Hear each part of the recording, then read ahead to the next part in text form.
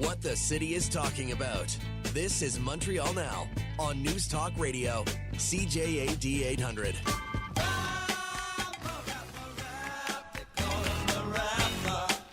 That is James Mennie. He is over at the Montreal Gazette. Jim, I like the headline you put together here. So this is what happens when limo users fight. So Valerie Plante, Genevieve Guilbault, what's going on here?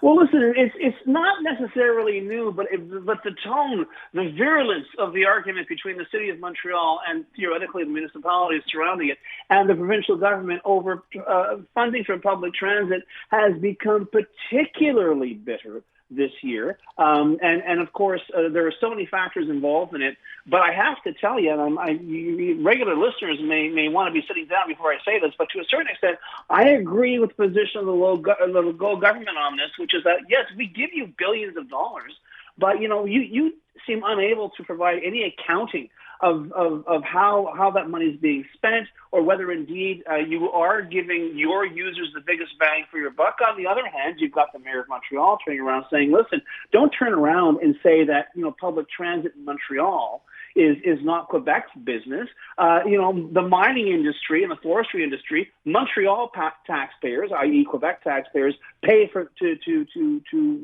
subsidize those industries, and half of Quebec lives in Montreal. So stop talking to us like we're some freeloading tenant.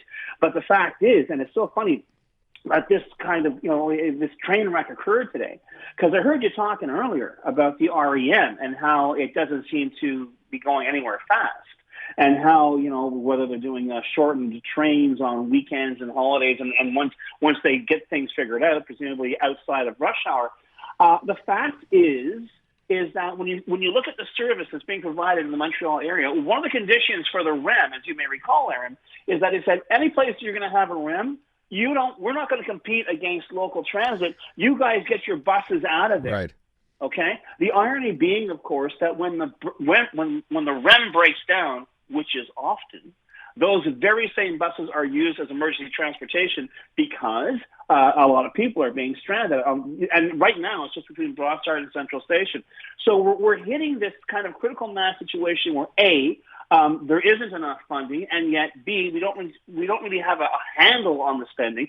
And the other thing, just as a user, whether it's public transit in Montreal or in more recent memory for me across the river on the South Shore, you've got to wonder who exactly is doing the planning, or if there's any planning going on. I can tell you, Valerie Plante challenged Madame Guilbault, saying either go to Laval or go to the 450 and try and get a bus outside of rush hour. They only run once an hour. Well, here, I don't know, Madame Plante, if you're aware of it. I grew up on the South Shore, so we're talking many decades ago. It was always once an hour. So for public transit to have stood still, so to speak, on some of the most rapidly growing areas around Montreal, i.e. the 450, whereas we've seen all kinds of expansion of service on the island of Montreal, there's no coordination. And every time the government says, or the provincial government says, we have to put more controls on this, all they do is create more bureaucrats who do absolutely nothing except, bleed more money out of various budgets. So it is chaotic. And once again, I hate to say it, but I think a lot of reaction for people in Montreal and in the 450 is to sort of shrug, quietly put their car keys in their pocket, and just use alternative forms of transport, so to speak. It's this whole idea of the fact that the provincial government, and I'm not looking at François Legault, this just seems to be, I guess, generally, kind of looks down its nose at Montreal, Jim. Is that fair to say? Oh, yeah, but that is a tradition.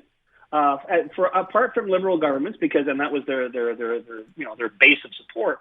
PQ governments, this CAQ government, they don't just look down on it; they look at it as enemy territory. This is like, why in God's name do we have to give Montreal this, that, or the other thing? This is a Montreal problem.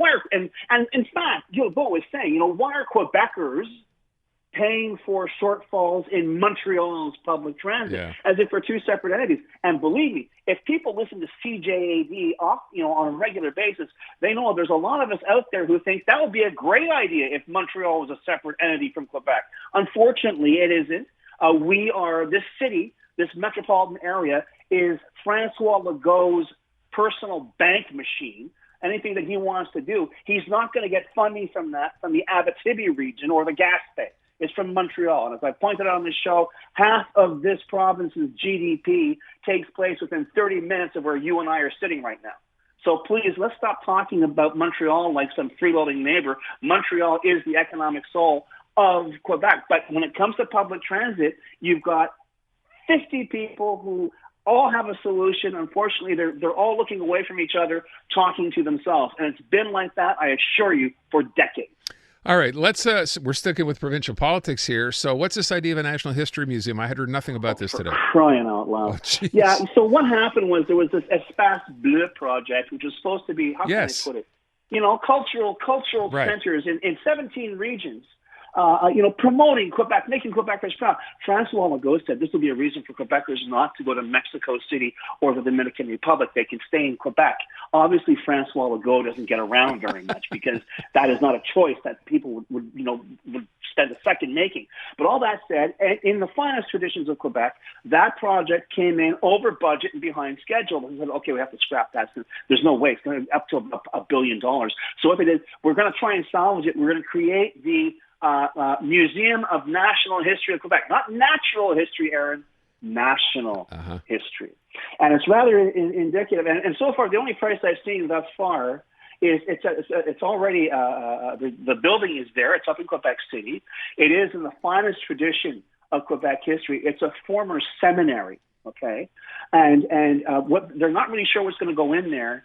But we're assured by the organizers it is going to be a national and not a nationalist museum. All that said, there was no First Nations representation at today's announcement. Francois Legault suggested a good place to start with Quebec history is with Samuel de Champlain because it's an indication of what it's like to be a minority, French minority in North America. Here we go. I'm not making this up, okay? This is what he said. And so far, the price tag I've seen seems to be $91 million for this, although that money is already contained in the existing infrastructure budget. Although I think there's people out there who have some infrastructure of their own who might think that money would be better spent elsewhere. It's supposed to be ready by the spring of 2026, which coincidentally is just months away from the general election in Quebec. But I don't know. I got a bad feeling about this one, Sarge, and I have a sneaking suspicion. Not only will it not be a nationalist museum, I don't think it's going to be a museum at all. I think there'll be some second thoughts about this, and they're going to quietly can the whole project. Well, I mean, they kind of canned it. As you said at the beginning, Jim, we were supposed to have all these different places around the province. That's gone, so why would you think this would happen? But anyway. And the other thing as well is, given, the history, and to a certain extent, I think even the liberal governments are guilty of this, the absolute shame, the embarrassment of Quebec history textboops, in English or in French, in this province is absolutely ridiculous. The version that caused a lot of eyeballs the last time was the Péquist government, where apparently allophones, First Nations, and Anglophones really didn't exist. They were kind of bit players for a musical starring, I guess, French colonists who just went on through adversity to create this marvelous paradise on earth. So yeah, I just have a sneaking suspicion between now and then a lot of things are going to happen, a lot of polls are going to drop, and maybe a $91 million National History Museum may not be top of mind for this government. Jim, before I let you go, I want you to weigh in on what is going to be my question coming up in just a sec. I saw the story this morning. Ontario has decided to increase speed limit on most of their highways, almost 1,000 kilometers of roads from 100 to 110 kilometers an hour. I'm asking listeners, is it time we followed their lead and do the same thing here? What do you think? We're already doing the same thing here with 100 kilometers. If you put it up to 110, it's going to go up to 120 or maybe 130. No, I think we should just leave it where it is. Everyone has this little game we play. The cops will give you maybe 10 to 15 extra clicks over and above the 100 kilometer thing. I think that is perfectly fine. I have no idea, other than Doug Ford wanting to appeal to God knows who, people with heavy feet when they're driving their car. But no, I think that the existing speed limits and the way we are permitted to ignore them is quite fine. Okay, we don't agree.